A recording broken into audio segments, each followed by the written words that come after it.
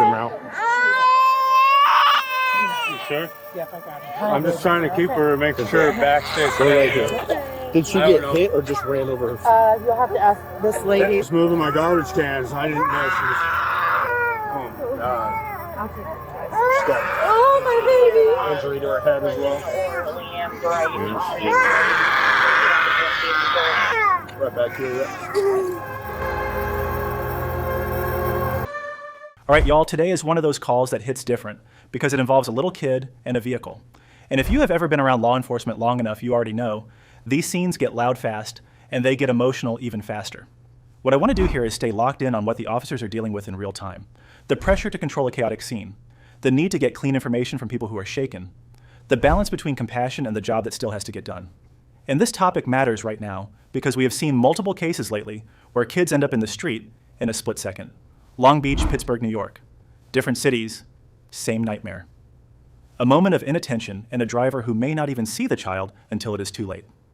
In this case, we are stepping into an incident where a father named Frederick left his 2-year-old unattended and the child ends up struck by a vehicle. I'm going to watch this the same way you are, focused on what is visible and what the officers have to manage. If you appreciate footage-based reactions from the officer perspective, hit subscribe and ride with me on this one.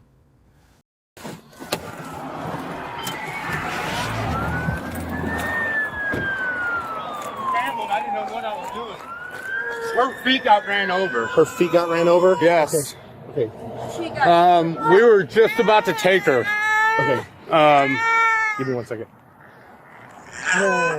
He can call for her. You say EMS is en route. You sure? Yep, I got it. I'm just trying to keep her, making sure her back stays straight. Did she get hit or just ran over her? You'll have to ask this lady. Okay. You just see it? Like got ran out right here and the car like smacked her, caused her to went under the vehicle. She went under the vehicle? Yeah. Okay. So she like rolled, she got hit by Yeah, she got hit. Oh my God. Yeah, you can hear her smack. Oh, her head. I was just eating my ice Don't cream. move her around too much. That way they can don't keep transferring her. You saw it all happen? Yeah. Can you stand by for me? Yeah, that's fine. You guys just let the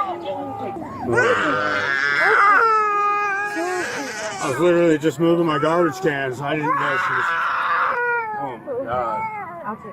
She's got Oh, my baby. injury to her head as well. Right back here. I'm just going to try and keep her real still so they can. It just got her feet, but she's got a head injury. Yeah, how fast was the car going? Do you know? It stopped right here. We don't know yet. The first thing that jumps out at me is how fast the officers have to switch gears. This is not a crime scene vibe. This is a medical emergency with a crowd forming, and every witness is emotional and talking at once. And you can see the officer doing that constant triage in his head. Who has the cleanest version of events? Who is panicking? Who is the driver? Who is the parent? All while the kid is right there, and EMS is trying to keep her still. What makes this one heavy is the background we now know. The father, Frederick, later breaks down at the hospital and flat out admits he did not secure the door while he was doing chores. That is the kind of mistake that happens in minutes and ruins lives in seconds. And the driver being tearful and shaken tracks too. These child strike calls crush everybody on scene, including the officers. Hi. What's your name? So, what happened? I was driving in this lane, and I slammed on my brakes. She was in the road. I didn't see her until it was the last minute. Okay. She came out into the road. She was in the road. Okay. She was in the road, almost in the middle line. Okay. I got you. Do you have your driver's license on you? Yes. I gotta get it. Okay. It's okay. You can just stay here. I'll just get your information from you again. Did it happen up there, I assume? Huh? Did it happen right up there? It happened right here in front of my house. Okay. She must have come out here and beeline for the road. I don't know. I was messing with my garbage cans and all of a sudden she said, "Oh my God," started running. I was just, oh my God. She was in the road. No worries. She was in the road. Okay. How do you know how fast you were going? I had just looked down because I knew that it was changing. I was going 37 was going down from 38 to 37, I think. Then when I looked up, that's where she was in the road. I'm so sorry. No, it's okay. It was an accident. Oh my God. Okay. Was anybody else in the car with you? No, I'm just coming home from work. Okay. Okay. They're gonna take care of her. She seems. Who knows what's gonna happen? So. How do I know? I don't think I can live with myself. She's crying, and from what I saw. I have 3 kids at home right now. Is there anybody that can come? My husband's coming right now. Okay. I called him. I don't know what to do. No, it's okay. Just breathe. I just need you to breathe, okay? I don't know what to do. I can't. It's okay. And she just came out and you were paying attention to the road. Yes, I checked my speed because I knew it was changing and I was going home. I don't ever want to do. I know. It's going to be okay. How's the child? I hear crying. That's good sign. Yep. It's going to be okay. I can't. I know. It's going to be okay. Take some breaths. Okay? Take some breaths. He's got questions you got to answer. Okay? I looked down for 1 second because I knew the speed was changing right here and I was going to get over. And when I looked up, she was in the fucking road. Man, listen to how the officers handle her right here. She is spiraling, and they still have to lock in the basics, speed lane location point of impact. That statement is evidence later, whether anyone likes it or not. And this is where people online get it twisted. A driver can be completely cooperative and still be traumatized for life. We have seen a string of these child into the road cases just in the last month. Long Beach, Pittsburgh, even that Massapequa crash. Different cities, same nightmare pattern. It happens in a blink, and the person behind the wheel is the one who has to carry it. You can also hear the officer doing a quiet de-escalation. Breathe. Stay put. We will get your info again. That is supervision in real time while keeping her from running off or collapsing. Her husband pulling up is huge. That support matters on scene. Just my body cameras up. Can you just tell me what happened? Well, we were sitting there, and she had started to run out to the road. I know the lady tried to slow down a little bit, but I just kind of started fast, and so she had hit her, the front end had hit her, and she started to roll under the car, and then the back hit her again. So she got ran over. She got hit, and we got ran over. The witnesses are saying she got hit on the front end, and then the back tires went over her as well. Okay. Take a breath. It's okay. I can't do this. You're okay. Hey. No, you don't understand. I know. We'll work out that later, okay? We'll worry about driving later. That is not the priority right now. I don't care about that. I know. I don't think I can live with myself. You're fine. I can't. There's crying. That is a good sign. Okay? I just can't. I know. Hey, I need Mom and I need Mom. If Mom can get in the truck. Hold on. Stop.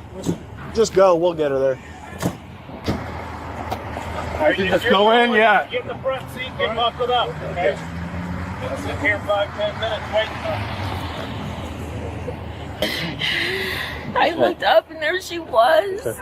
Just hang out here, please. And pull that insurance up for me. So, in my opinion, there's like 2 ways you can take this. You're going to need a number for sure. Yeah. Till I would cite her. Failure to reduce speed, prevent an accident. Just cover your bases, because if all this, if the child dies or something, I don't think it was her fault. She said she was looking down to look at her speed because she knew it was changing. Her speed, the speed limit was changing, and then the baby would ran out. Yeah, they said they were eating at Double D's. They watched the whole thing happen. She said the kid just ran out. The front of the car hit her, and then the back tires went over the kid. I don't think you have to cite her. There's no way she could stop in time if that's what happened. I would still write it up. I'm going to do it before. Yeah, obviously, because but if anything, I'm thinking like neglect on their end. They're saying they don't know where the dad was. The kid ran out and it's a 2-year-old child next to a busy road. I didn't get a chance to ask the dad where he was, so I'm probably going to have to do go follow up. Yeah, I can go question him if you want. Mom was inside sleeping. She didn't see anything. I got her info. I got Mom's info. I got kids' info. Is anyone out here with the kid? That's what we're trying to figure out. Dad was somewhere, but the witnesses don't know where he was at. 10-4. Yeah, unfortunately, I would do a crash report and at least informational report? Endangering the life and health of a child. Yeah. Because if we can't figure out if the kid was supervised or not, that's a problem. Yeah, a 2-year-old next to a busy road like this is like, you can't. And right here is where the job turns into paperwork with a pulse. You can hear them comparing stories and already thinking ahead to what the report has to answer. Because later on, it is not about vibes, it is about a timeline that holds up. These cases always come down to tiny gaps. Door unsecured, adult attention split for minutes. A 2-year-old moves fast and silent, and once they hit pavement near traffic, the action-reaction gap is brutal. That is why investigators press so hard on supervision. Not to kick people while they are down, but because that is the hinge point between tragic accident and criminal negligence. And you catch another layer here. Officers are quietly weighing whether to cite the driver just to cover bases. That is real-world policing. Sometimes the citation is less about blame and more about documenting due care, while the bigger question is how that child got to the roadway at all. I'm so sorry. Can you please tell them I am Yep. so sorry? So I'm gonna go to the hospital. I'm gonna do a follow-up. I gotta talk to the dad. Because I gotta know what was going on here before anything happened. I did not see her until she was in the road. Are you okay to even drive? I don't want to drive ever again in my life. Okay, all right. So, you got endangering the health and welfare of a child and under neglect. So I'm gonna go take some photos of the front of the vehicle, just in case. Oh my God. And then we'll probably be good from there, okay? Yeah. And he's gonna be able to drive you Yeah. home? Okay. Yeah. All right, give me a second. I thought, by the way it sounded, I thought it was just gonna be in the parking lot. Yeah. Lucky, man. Speed's here. Hopefully the kid is okay. Hopefully 0153. we're not severely injured. Appreciate Oh, I everything. know about the baby. She'll be okay. She's alive. I don't think you got to worry about it. Really? It'd be worse if she wasn't crying. That's what I'm telling you. Like, crying is a great sign. She was I'm moving pretty her sure she got up, but Yeah, I she can't. was I mo- can't remember. She was moving her limbs and moving around, so I'm sure Oh she'll my be okay. God. Okay. Okay, I appreciate that Yep, info. yep. Thank you. Yeah. Anything else now? No, I gotta go there now. Yeah, try to get to dad quick before he makes up some bullshit about what he was doing. Yep. Because if he was just dicking around and not even paying attention, Yep. So, all right, man. Let me know if you need Thanks, anything. buddy. Whew. You can feel the whole scene pivot the second they start talking charges. That is the moment where empathy is still there, but the system has to click into place, because a 2-year-old in the roadway triggers mandatory questions and mandatory documentation. And here's the reality people miss. In cases like this, parents are not being treated like monsters on day one. They are being treated like responsible adults who may have made a catastrophic choice, and the courts sort out intent later. Officers have to build that clean lane. You also hear the urgency about getting to Frederick fast. That is not just suspicion, it is human nature. After a shock, memories get rewritten and timelines get polished. A fresh statement matters. And this is not rare. We have had multiple child-struck cases just in the last month across the country. Every one of them starts with a normal day and ends with a lifetime of consequences. All right, let me get some information from you. Yeah. I know the other officer got it already, but what's your first name? Frederick. Okay. All right, so tell me what was going on when all this happened. Oh man, and every other time I leave my house because of where we live, I generally lock my door. I didn't lock my door, but I went to go grab my garbage cans. I grabbed them and was kind of clean up around there. Mom was right there on the couch. Okay. What was mom doing? On the couch. Asleep? Or watch TV? Watching TikTok? I think she was just watching TV. Okay. And then all of a sudden, my nephew was outside with me, and all of a sudden he said, "Stop, stop." He started screaming, and I just started beelining for that direction, and she had already gotten run over. She was on the ground in the road, man. Okay. All right, so you left the door. So you left the door unlocked. Went out to take care of the trash cans. Yeah, the garbage cans, and back by my driveway, I was just kind of getting just situating some stuff. Sure. I didn't think there was any kind of threat, man. Yeah. So, mom was on the couch. Is the couch in the living room? Yes. At the front door. It's probably like basically 10 feet from right the as you door. walk in. 10 feet from the door. Yeah. Okay. There's like an entryway, and then stairwell, and then our couch. Okay. I gotcha. And then, do you guys normally lock that door? And our biggest fear is that what had happened. Yep. And I mean, Absolutely. so yeah, we do generally. I don't know. I was thinking, man. Sorry. I feel terrible, dude. Yep. Okay. Have they said anything about what's going on in there? No, thank God, there's no lung trauma that we're aware of. She's crying, obviously. Sure. Yeah, if she had lung issues, she wouldn't be doing that. Right. She's got lungs and to seal. she's moving her limbs, like her feet that got ran over. You could tell something. I don't know if she got ran over or she just skinned on the ground or what. Okay. She's black and blue on her feet, but she's moving them nonetheless. Yeah. So thank God that that's the case.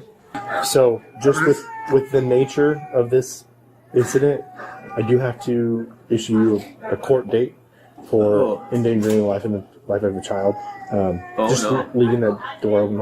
The state's attorney could throw it out based on your guys' statements, but I have to. I really do, just based off everything you told me, that the door wasn't secure, mom wasn't watching, you weren't watching the child. So I'm going to issue a notice to appear. So it is technically an arrest. You're not going to jail. Obviously, I'm not taking you to jail from your daughter. So you have a court date of April 24th at 9:30 at Tazewell County, which is in Pekin. I'm just going to have you sign this, and I'm going to give you a copy, okay? And then it lands on that one ugly truth that never feels good to say out loud. This is what policing looks like when nobody is the bad guy in the traditional sense, and the consequences are still catastrophic. Watching Frederick talk, you can hear a person trying to rewind time in real time, not to dodge it, to understand it. He is walking the officer through a normal routine, like if he narrates it clean enough, the universe will spit his kid back into the driveway safe. And the officer does not let it turn into a rant or a collapse. He keeps him on the rails. Name, timeline, where mom is, where the couch is in relation to the door. It sounds cold if you have never been in the middle of one of these, but that is the only way you keep facts intact when emotions are screaming over everything. What sticks with me in this hospital portion is the officer having to be two things at once. He is a human being listening to a dad basically punish himself out loud. And at the same time, he is the state.